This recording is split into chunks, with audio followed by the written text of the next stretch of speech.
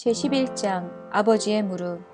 아름다운 자녀들아 이제 휴식을 취하라 라고 하나님 아버지가 말씀하셨다.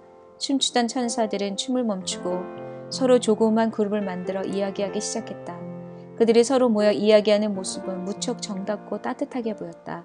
마치 어린이들이 모닥불에 모여서 정겨운 이야기를 나누는 것 같았다. 엘파겔리아스 천사는 내 쪽으로 기대면서 이제 잘 지켜보십시오 라고 말했다. 어린이들의 봉헌. 한 천사가 간단한 멜로디로 노래하기 시작하자 수백 명의 어린아이들이 보좌로 나왔다. 천사들과 구원받은 자들이 그 어린아이들을 한쪽 팔로는 안았고 다른 손으로는 손목을 잡았다. 어린이들은 조그만 꽃송이를 들고 와서 하나님께 드리고 예수님께 드렸다. 예수님은 각 어린이들에게 입맞춤하였다. 그리고 예수님과 하나님은 아이들과 대화를 나누었다. 하나님의 꽃을 받고 있을 때 커다란 손이 보좌의 빛으로부터 나와서 어린아이들을 안수하며 축복하였다. 하나님은 아이들의 이름을 하나하나 부르며 감사하다고 했다. 엘파겔리아스 천사는 나에게 이 어린이들은 어린 나이에 죽은 영혼들이라고 말해주었다. 내가 어떻게 알았는지는 모르지만 나는 즉석에서 어떤 아이는 유산으로 죽은 아이들이고 어떤 아이들은 낙태에서 죽은 아이인 것을 알 수 있었다.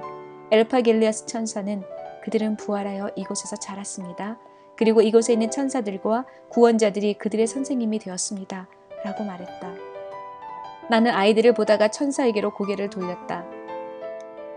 애나, 하나님의 많은 신비들이 지금 그 모습을 드러내고 있습니다. 하나님의 계시의 말씀이 실현되고 있습니다. 우리의 하나님은 어린아이의 영이 잉태될 때부터 그들과 이야기할 수 있습니다.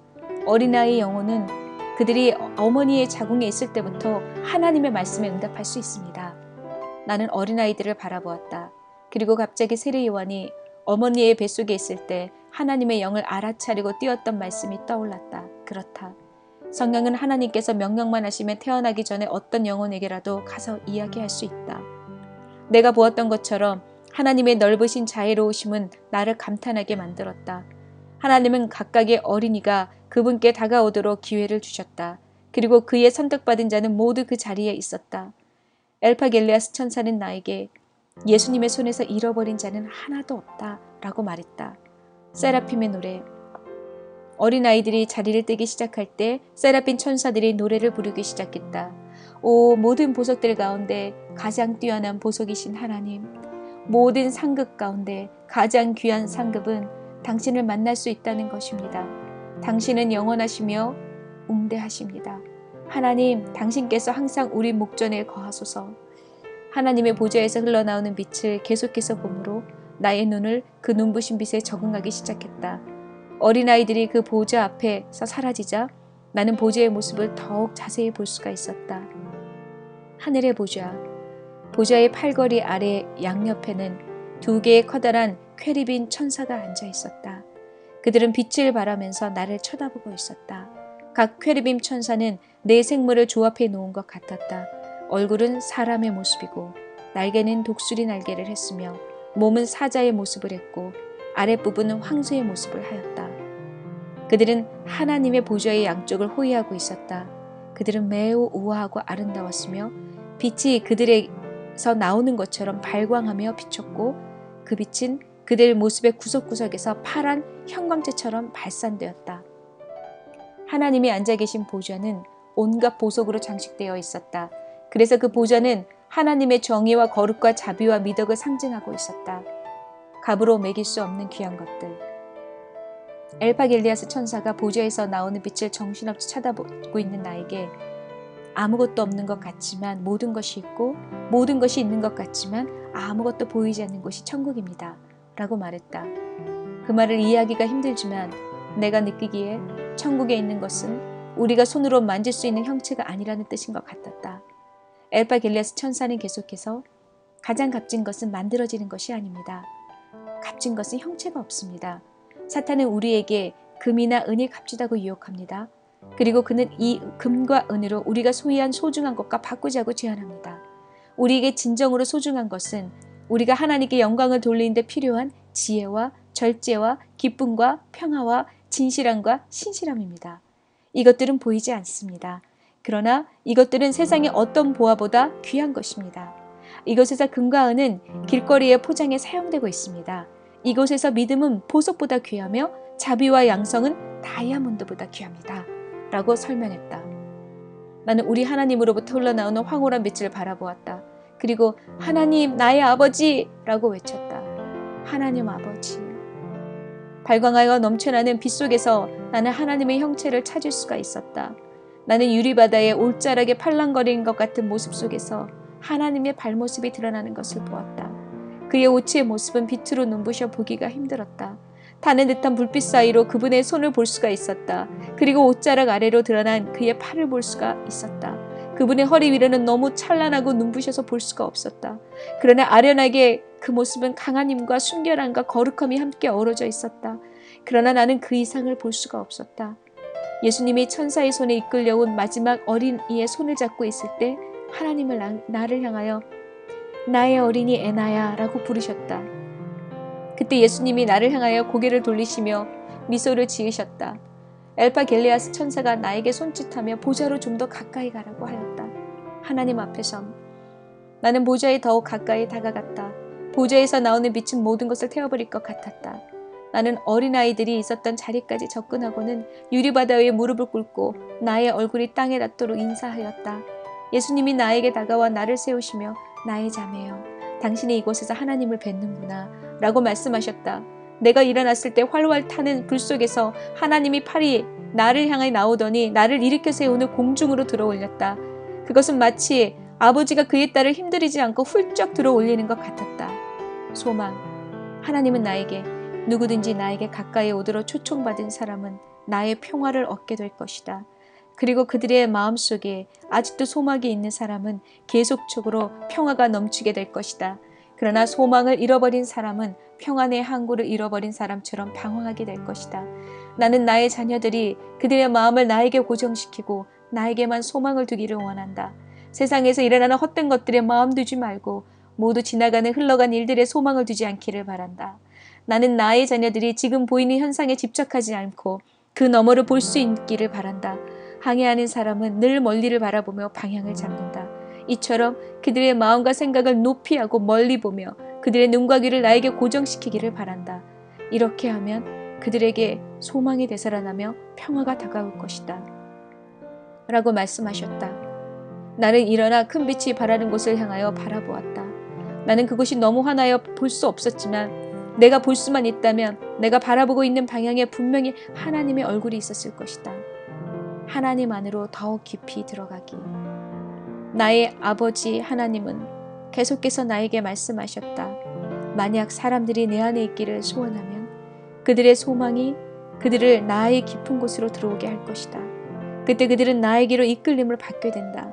그리고 그들은 굉장히 빠른 속도로 지구의 궤도를 떠나게 될 것이다. 그리고 자력처럼 천국으로 빨려 들어오게 될 것이다. 그들은 나를 사모하고 나를 진정으로 알기를 소망하며 비록 유한한 세상에 있지만 영원한 것을 경험하기 원하며 그들은 지구의 궤도를 탈출하여 빠른 속도로 나에게 접근하게 될 것이다. 나는 어둠에 있기를 원하지 않는다. 나는 사람들이 빛 가운데 거하기를 원한다. 나는 나의 자녀들이 그들의 아버지를 알기를 원한다. 나는 그들이 나를 보고 나를 듣기를 원한다. 왜냐하면 나는 그들을 사랑하기 때문이다. 나는 그들의 모든 순간순간을 돌본다. 나의 아들이 세상에 갔을 때 많은 사람들이 그를 보았고 그는 사람들을 죄와 감옥에서 해방시켰다. 나의 아들은 나의 계시였다. 이제 그 계시가 현실로 다가왔다. 그 계시는 세상에 드러났고 세상에 대한 나의 목표는 나의 아들의 출현으로 완성되었다. 전에는 이루어지지 않은 것이 이제는 다 이루었다. 나는 한 연못에서 손 하나가 그 물을 휘젓는 것을 보았다. 그 손은 물속에 나타난 분명한 영상들을 다 흩어놓았다. 그 손이 물을 휘젓는 모습을 보시며 하나님은 마치 세상의 물처럼 점점 더 문제만 일으키는구나. 그러나 영적인 연못은 늘 맑고 깨끗하다. 나의 자녀들은 이 점을 잘 알고 있다. 에나야, 너는 나를 도와줄 수 있느냐? 라고 나에게 말씀하셨다. 하나님이 요구하시는 책임. 하나님이 원하시면 기꺼이 돕겠습니다. 나는 너를 곧 이곳에서 들어 올려서 하늘의 전차를 보여줄 것이다. 너는 흰 독수리와 함께 날아서 독수리의 둥지로 갈 것이고 거기서 너는 나의 손에서 나오는 음식을 먹게 되고 다른 사람들은 내가 먹고 소화하고 남은 것을 먹게 될 것이다. 어떻게 그런 일이 일어날 수 있습니까? 그것은 바로 내가 그들에게 소망을 주는 것인데 그 소망은 이미 내가 경험하고 이루어진 것을 증거로 보여주며 그들에게 자신들의 소망이 반드시 이루어진다는 확신을 주는 것이다.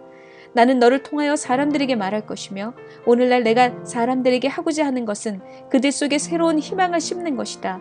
누구든지 나에 대하여 갈망하고 목말라 하는 자는 나를 먹고 마시게 될 것이다. 너는 바로 이 일을 위한 나의 대사가 될 것이다. 그들은 마치 국무총리가 되는 것 같네요. 아닙니다. 저는 단지 당신의 비서일 따름입니다. 오 주님, 저는 단지 당신을 돕는 신실한 종일 따름입니다.